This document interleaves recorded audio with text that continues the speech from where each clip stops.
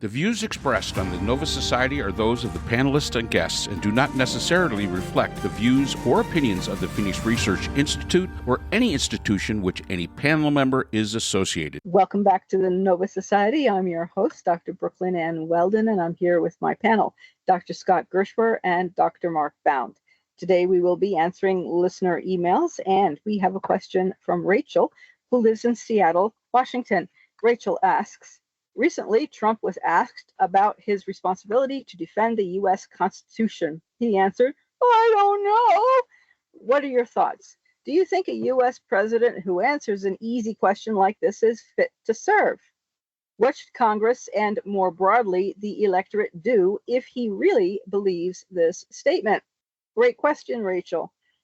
If he really believes it, no, I don't think he is fit to serve. And if he genuinely believes it, which he may very well, because I don't know, it's like a tautology where the end of the question is the beginning of the question. So Trump says, well, my lawyers will tell me what the answer is because they know everything and they are always right. And the lawyers say, well, Trump will tell us everything because he knows everything and he's always right. And each one answers the other one, pointing to the other one. And it's like going around in an endless infinity loop, like the sideways figure 8, where the answer to each question is pointed back to the other person, and you simply go around and around and around forever, and the question is never answered. So, Mark, Scott, what do you have on that?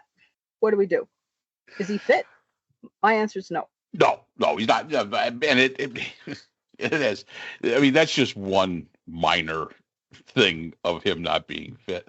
When I got this question, I have to admit, I thought back to Monty Python and the Holy Grail. At the very end, when they come to the chasm of death, and they've got the guy there on the thing and says, "You must answer my 3 questions," and the first one, I don't know. They get thrown into the chasm. It seems to be a really, pat answer for Trump. I don't know.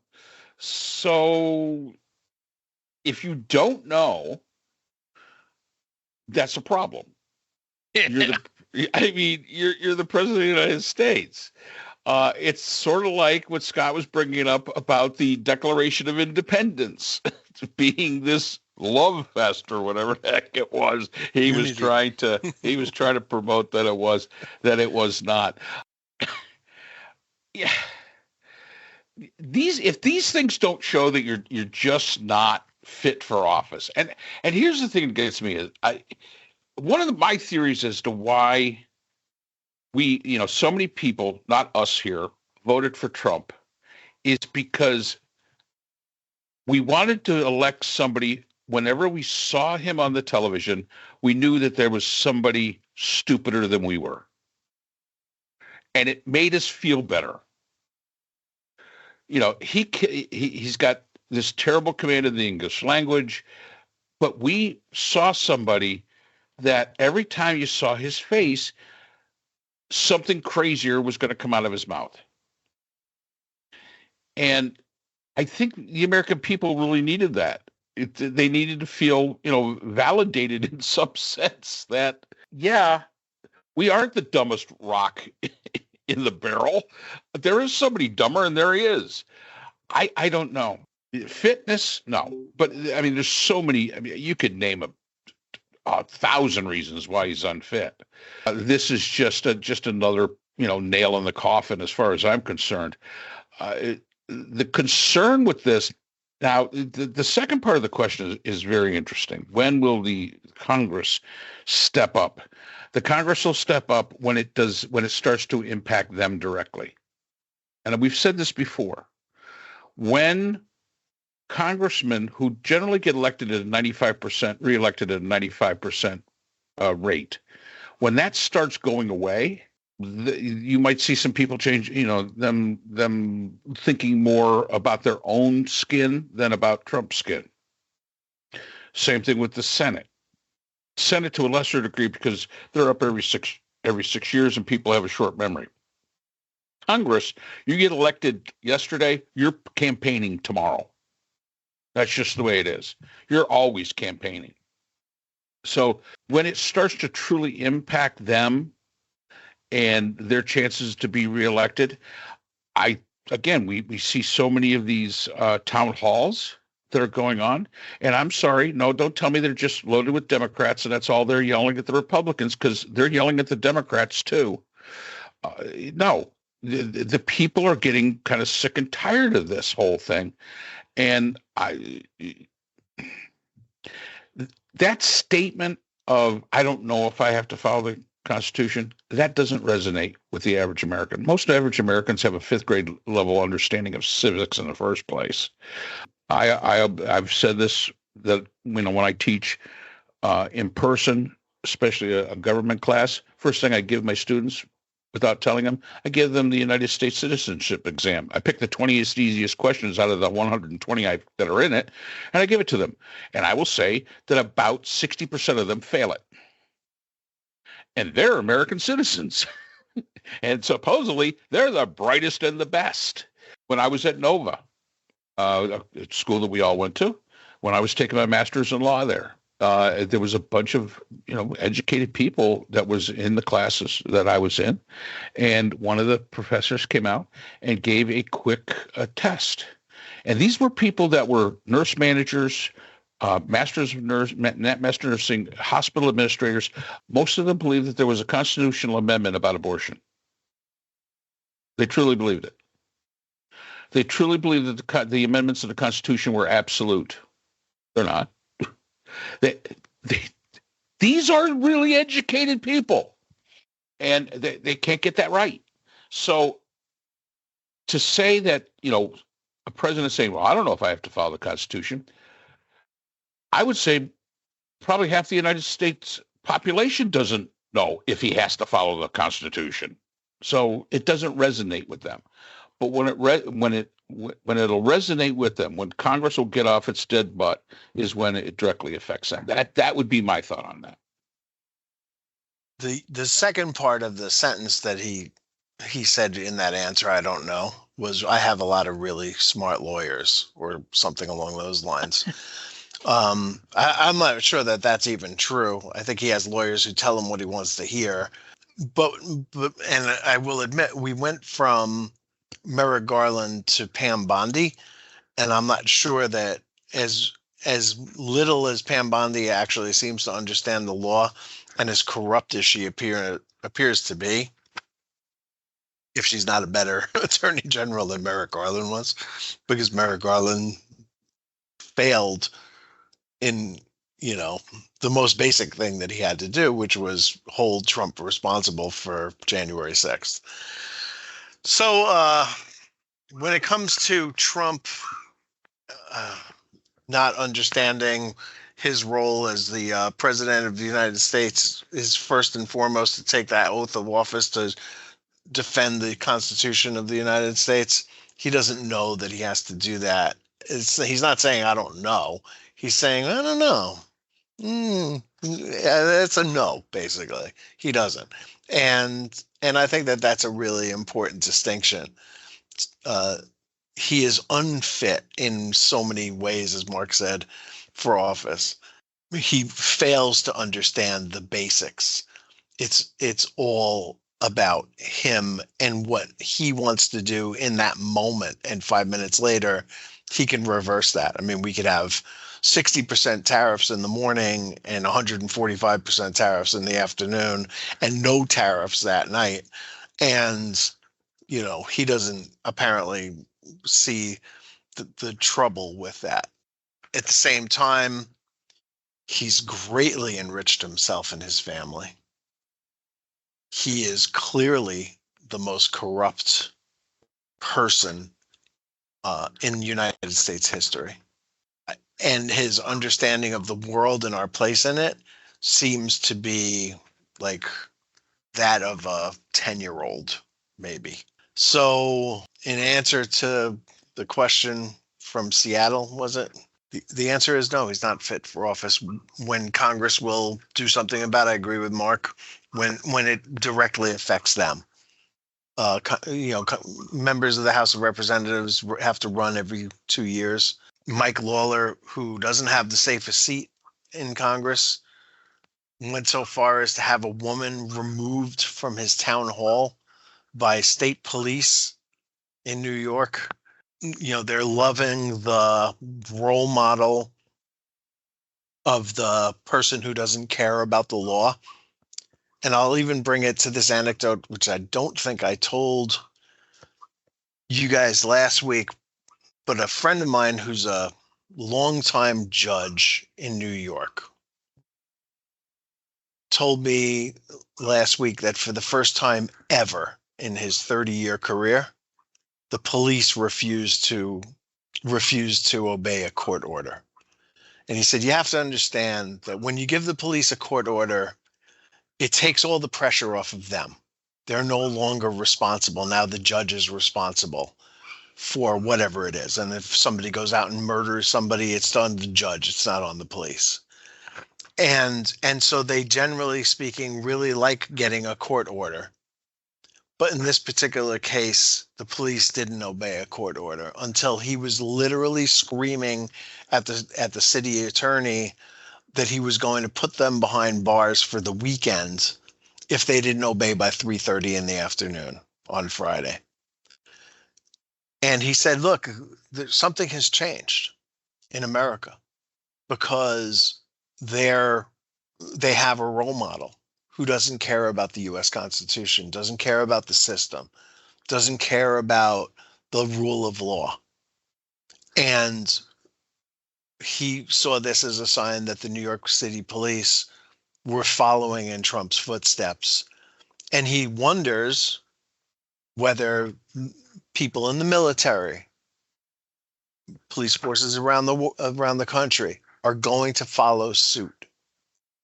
And I mentioned in a earlier podcast about the Boogaloo, that the Boogaloo has basically been put off for another 90 days. And it'll be back again. It'll be on the table in the summertime. And that at some point this summer, probably in August, we're going to see a more likelihood of martial law in America and the insurrection acts. And using the border, for example, or, Trump was just told that Tren de Aragua from Venezuela was not in fact a acting in concert with the Venezuelan government, with Maduro's government. And he claimed that it had been, even though he had been told that it had not been. And so we're going to see the effect of all of this at some point, probably this summer. It'll happen sooner rather than later. I don't think it'll take 4 years like it did last time for January 6th to happen again. And it'll be worse than January 6th because it'll be more widespread and it won't be limited to the Capitol. It'll be like what happened at the Michigan Capitol, right? Or it'll have, around the country, there will be different demonstrations of lawlessness in the name of law and order.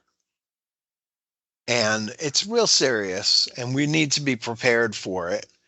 And we should continue to take to the streets to pressure Congress to, demand accountability and to do everything that we can to stop this from happening. But it's happening. It's going, and it will happen. How big it will be, I can't say. Will it be successful? I don't know. But it's going to be scary. We're going to be looted. We're going to be pillaged. Hopefully, it won't go much further than that. But Trump inspires some of the worst aspects of human nature in people. And I think that that's the main effect that his presidency is going to have on America. That wasn't as funny as I intended it to be. No. But it's serious. I mean, it is. You're right. I mean, the fact is that, and I saw a post up that said, if I get a $1,200 ticket, what if I just tell you, screw it, I'm not going to pay it? I don't have to adhere to your laws. It's sort of like the sovereign citizen movement. I get the protections of the Constitution, but I'm not a U.S. citizen. I'm just traveling. This is not driving. It's not a motor vehicle. It's a boat. Just these kind of things. And yeah, and I agree. They probably take it from Scott's perspective of, hey, he's the poster child for, stand up to the man, or, be it. But it also goes the other way, where there's going to be people that say, hey, if the law doesn't apply to the first citizen, who I would say the president of the United States is, or to those in power, why should I pay any attention to it?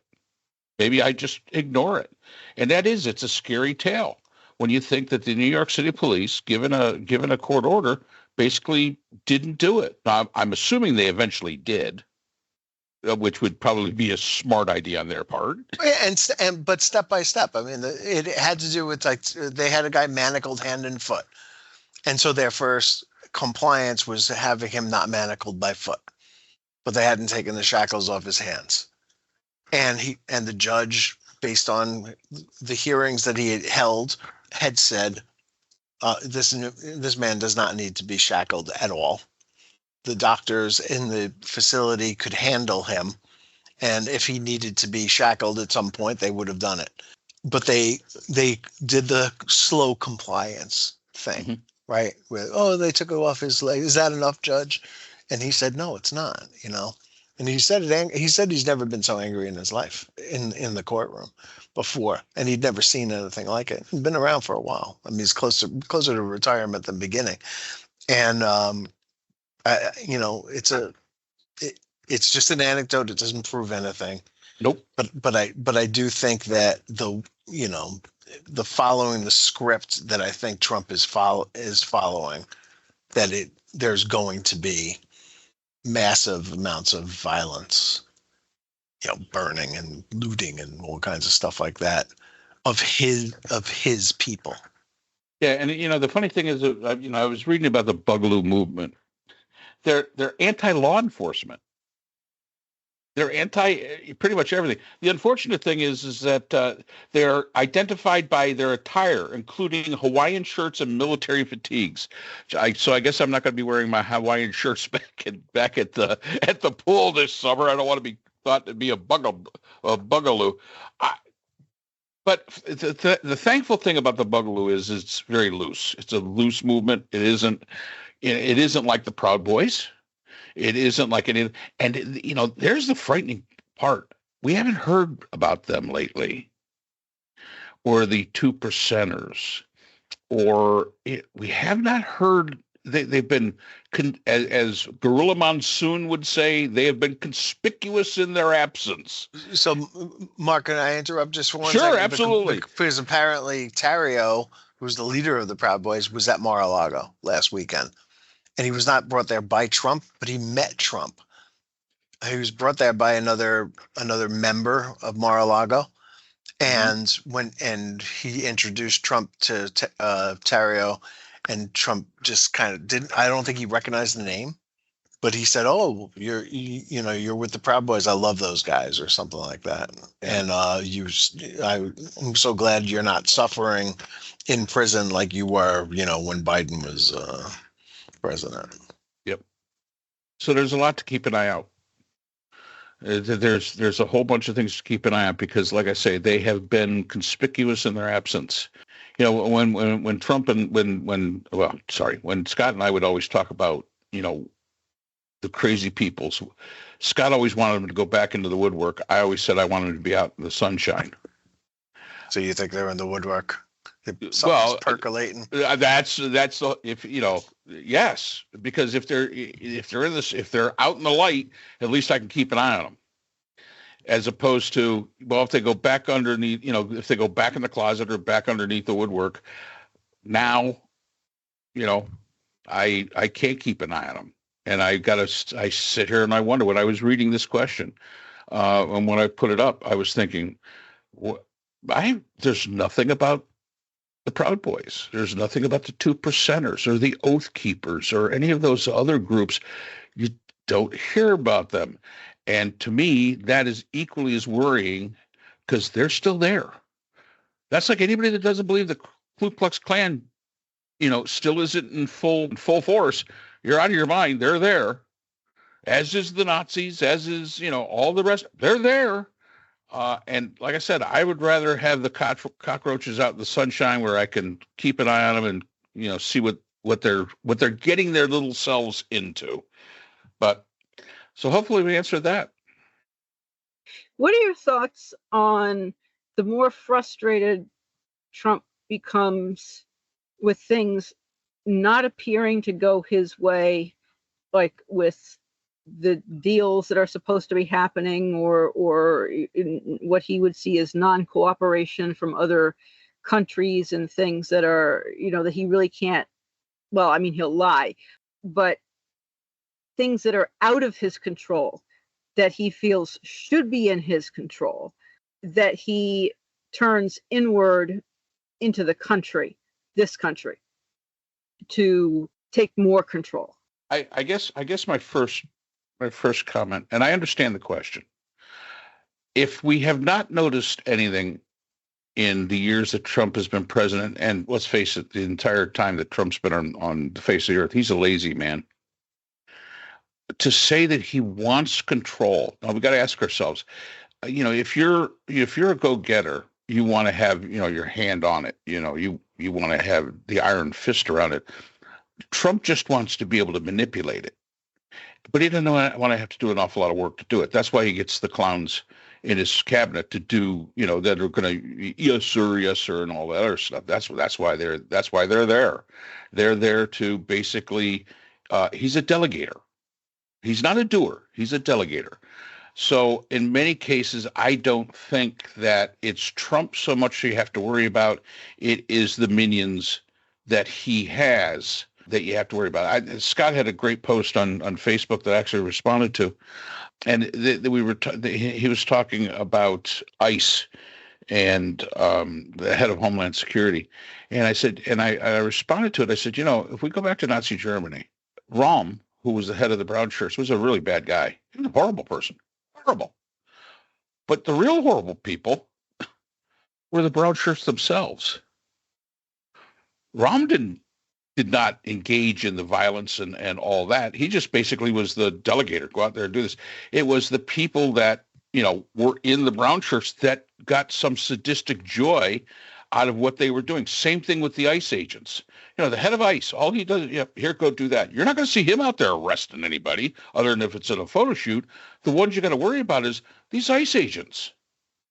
They're the, if you want to look at real evil, the evil of it, they're the ones that are happily going along and doing these kind of things. So again, Trump is a delegator. He's not a doer. And I would be far more worried about what his minions are doing because we don't know as much about them. I mean, we have a pretty good idea about them, but we don't know as much about them. We know Trump is a used car salesman. He's a complete fake. We know that he's not what he was portrayed on the Apprentice. He didn't even come up with the line "you're fired." He didn't none of that stuff. No matter what anybody wants to believe, it's an alternate reality. That's up to you. It's these other people. It's the Hegseths. It's the Stephen Millers. It's the Pam Bondis. And I would agree with Scott in the sense that, Pam Bondi, I don't think either one of them, Merrick Garland or Pam Bondi, are very good attorney generals. I hate to say it, I think Barr was better than the two of them. And I really hate to have to say that. But no, I don't think Trump is the one to worry about as much. I think the one to worry about are the ones that the foot soldiers that they're being put out there. That'd be my thought on it. Well, then, I mean, as Trump grows more frustrated, then we'd have to be worrying about the foot soldiers or the people who are saying, well, you said you were going to lock up Hillary Clinton. You said you were going to do this. You were going to put her in front of a firing squad. You said you're going to do this and that. And you haven't done it yet. Why not?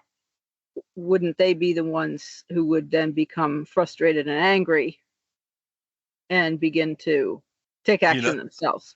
Yeah,